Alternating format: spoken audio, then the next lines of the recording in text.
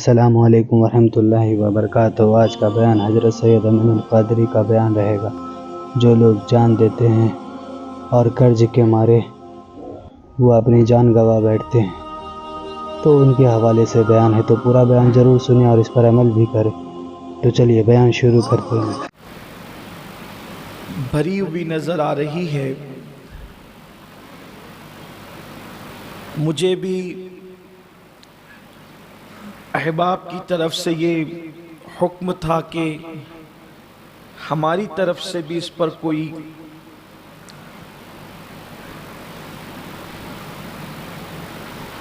رہنمائی ہونی چاہیے،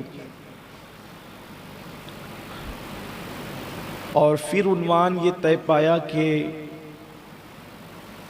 شہر میں بڑھتی ہوئی خودکشی کی واردات ذمہ دار کون ہو۔ بہت سنجیدگی سے کوشش کی جائے گی کہ ہم اس کا جائزہ لیں پہلے، چونکہ یہ شہر لیول کا پروگرام ہے، ہمارا ہفتہ واری اجتماع ہے، لیکن اب یہ صرف شہر لیول کی بات نہیں ہے بلکہ یہ عالمی مسئلہ بن چکا ہے۔ خودکشی کرنا، جس کو ہمارے اپنی زبان میں آتما ہتیا کہتے ہیں اور عالمی زبان میں لوگ اس کو سوسائڈ کرنا کہتے ہیں، یہ ایک عالمی مسئلہ ہے، اور مسلمان اس میں بہت کم ہے۔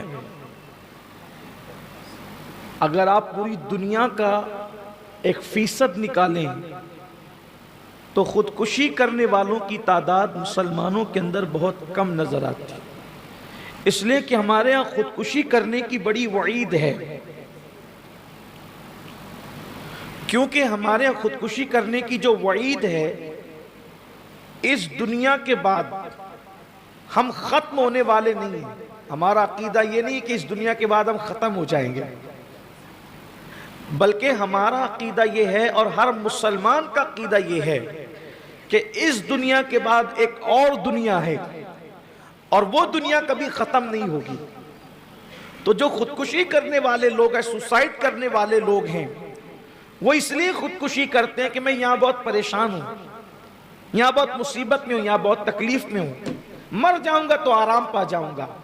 مگر اسلام یہ کہتا ہے کہ اس دنیا کے بعد جو اگلی دنیا ہے، جو کبھی ختم نہیں ہوگی، نہ ختم ہونے والی دنیا ہے، اگر اس دنیا کی مصیبتوں سے اور تکلیف سے تنگ آ کر کے تم نے خودکشی کی، آتما ہتیا کی، سوسائڈ کیا تم نے، تو اس دنیا کے اندر تم ہر وقت، ہر گھڑی، ہر ساتھ اسی سوسائڈ کی کیفیت سے گزرتے رہو گے۔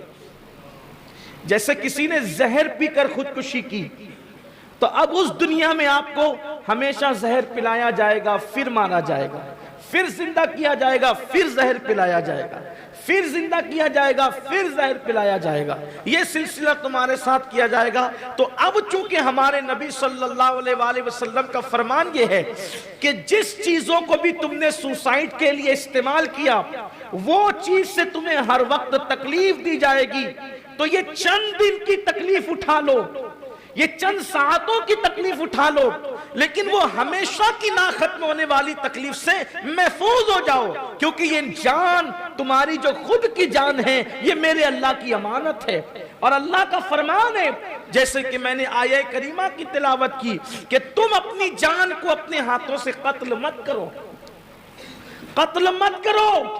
تمہاری جان پر کوئی مہربان ہو یا نہ ہو، اللہ تم پر مہربان ہے، اللہ تم پر مہربانی فرماتا ہے، وہ تم پر کرم فرمانے والا ہے، اس لیے تم نے اپنی جان کو ہاتھوں سے نہ جانے دینا۔ دور رسالت میں آپ صلی اللہ علیہ وآلہ وسلم میں ایسے واقعات پیش آئے، سوسائڈ کے واقعات پیش آئے اللہ کے رسول صلی اللہ علیہ وآلہ وسلم کے دور میں، جیسا کہ حدیث پاک میں، حدیث صحیح میں آتا ہے کہ ایک شخص کا ہاتھ کٹ گیا، یہ مسلم شریف کی حدیث ہے، ایک شخص کا ہاتھ کٹ گیا، تو اب اس تکلیف کو، اس درد کو برداشت نہیں کر سکا، اس کے زخم کو برداشت نہیں کر سکا، اور اس نے کیا کیا کہ اس نے چھری لے کر کے پھر اپنے وجود پر حملہ کیا اور اتنا خون بہا کہ وہ اس کو برداشت نہیں کر سکا اور پھر اسی میں وہ انتقال کر گیا. یعنی اس نے ایسے حالات پیدا کیے کہ اس کی موت ہو جائے. اس نے ایسے حالات پیدا کیے کہ اس کی موت ہو جائے, وہ مر جائے, اس کا انتقال ہو جائے. تو اللہ کے رسول علیہ السلام نے فرمایا کہ اللہ تعالیٰ اس کے بارے میں فرماتا ہے کہ میرے بندے نے اپنی جان کے معاملے میں جلدی کی, عجلت سے کام لیا, اور پھر جو اس کے لیے وعید بیان کی گئی, میرے آقا فرماتے ہیں اب یہ ہمیشہ جہنم میں رہے گا. خودکشی کرنے والے کے بارے میں بخاری مسلم شریف کی بھی حدیث ہے کہ وہ ہمیشہ جہنم میں رہے گا. حالانکہ اس کی تشریح میں ہمارے محدثین نے کہا ہے کہ یہاں ہمیشگی سے مراد ایک طویل مدت ہے. لیکن سوچے تو صحیح, جہنم کا ایک لمحہ بھی دردناک ہے, جہنم کا ایک لمحہ بھی دردناک ہے, لیکن ہمیشہ جہنم میں رہے گا. میرے آقا صلی اللہ علیہ وآلہ وسلم فرماتے ہیں اچھا جہنم کے اندر اگر صرف وہ پڑا رہتا, میری آپ توجہ کریں, اللہ کرے ان لوگوں تک یہ بات پہنچے جو ذہن میں پلان بناتے تھوڑی تھوڑی مصیبت سے, کچھ غلط کام کرتے پکڑا گیا تو لوگ سوسائیڈ کر لیتے ہیں, قرضہ زیادہ ہو جائے تو لوگ سوسائیڈ کر لیتے ہیں, اسی طریقے سے ٹینشن زیادہ ہو جائے تو لوگ خودکشی کر لیتے ہیں. اور خودکشی کرنے کے مختلف طریقے. میں پوچھتا ہوں اللہ نہ کرے چلیں اگر کوئی بندہ گناہ کرتے پکڑا گیا, ٹھیک, اس کا علاج خودکشی نہیں ہے. آپ سے گناہ ہو گیا, آپ نے کیا گناہ, خود کیا, ہو گیا, جو بھی ہوا, اسلام تو بتا رہا ہے نا کہ جب شرک کی معافی ہو سکتی ہے ایک راستہ ہے. اللہ فرماتا ہے اگر کسی نے شرک سے توبہ نہیں کی میں اس کو معاف نہیں کروں گا. سب سے بڑا گناہ شرک ہے. جب شرک کی معافی ہو سکتی ہے کس سے؟ توبہ اور کلمہ پڑھنے سے. تو جب شرک کو معاف ہو سکتا ہے تو وہ گناہ کیوں معاف نہیں ہو سکتا جس گناہ کی وجہ سے لوگ آپ کو ذلیل کر رہے ہیں؟ تو اللہ نہ کرے اگر کوئی گناہ کرتے ہوئے آپ پکڑا گئے یا کچھ ہو گیا, لوگ ذلیل ہی تو کریں گے, آپ توبہ کر کے اپنے اللہ کو منا لیں. دنیا کا اعتماد حاصل کرنے کے لیے وقت لگتا ہے, لیکن توبہ کی برکت ہے. اگر اللہ نہ کرے آپ سے گناہ ہو گیا اور آپ پکڑے گئے, معاشرے نے آپ کا بائیکاٹ کر دیا, آپ ذلیل ہو گئے, آپ اس گناہ سے سچی توبہ کر لو. توبہ کی برکت سے اللہ تبارک و تعالی جو لوگ آپ کا بائیکاٹ کرتے, جو آپ کو ذلیل سمجھتے ہیں, اللہ ان کے دل میں بھی آپ کی محبت پیدا فرما دے گا. یہاں پر خودکشی کرنے والوں کو یہ بتانا چاہتا ہوں, اگر یہ ذہن ہے کہ یار میں نے تو یہ گناہ کیا, اب یہ گناہ کا داغ کیسے دھلے گا, توبہ کیجئے. ایک بات آپ سے پوچھتا ہوں, فضیل بن عیاض کا ذکر جب ہم کرتے ہیں عزت سے کرتے ہیں یا حقارت سے کرتے ہیں؟ سچ بتانا. عزت سے کرتے, حالانکہ ہمیں پتا ہے پہلے وہ ڈاکو تھے, ڈکیتی کرتے تھے, مگر عزت سے کیوں کرتے؟ سچی توبہ کر لی تھی. یہ پورا واقعہ جب ان کی ڈکیتی کا بیان ہوتا ہے, کسی ایمان والے کے دل میں ذرہ برابر ان کے لیے حقارت پیدا نہیں ہوتی, بلکہ محبت ہی پیدا ہوتی, الفت ہی پیدا. یہ سچی توبہ کی برکت ہے. کیوں؟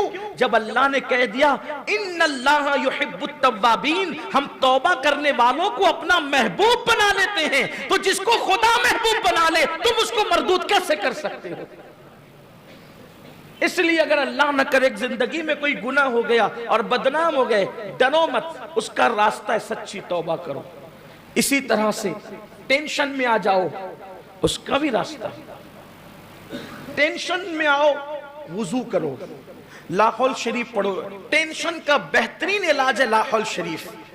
کوئی 100 مرتبہ لا حول ولا قوت الا باللہ اپنی زندگی میں لازم کر لے, انشاءاللہ اس کو کبھی ٹینشن بے چین نہیں کرے گا, وہ ہمیشہ پرسکون رہے گا. سکون چاہتے ہو, لا حول کو لازم پکڑو, کیونکہ میرے آقا صلی اللہ علیہ وآلہ وسلم فرماتے ہیں یہ عرش اعظم کے خزانوں میں سے خزانہ ہے.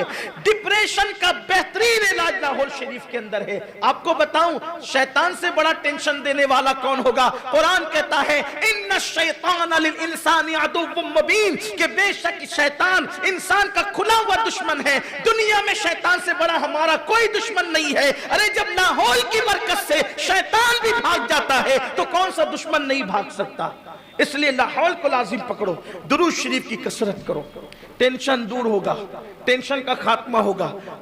قرض کا مسئلہ ہے، آسان ہے، محنت کرو، کوشش کرو، کاوش کرو، اور سورج نکلنے سے پہلے، فجر کی اذان سے لے کر سورج نکلنے سے پہلے 100 مرتبہ سبحان اللہ و بحمدہ، سبحان اللہ العظیم و بحمدہ استغفر اللہ، اس وظیفے کو روز پڑھو۔ میرے کریم آقا کی زبان ہے، میرے نبی کا فرمان ہے، اگر پہاڑوں برابر کسی پہ قرضہ ہوگا اللہ اس کی بھی ادائیگی کے لیے اسباب پیدا فرما دے گا۔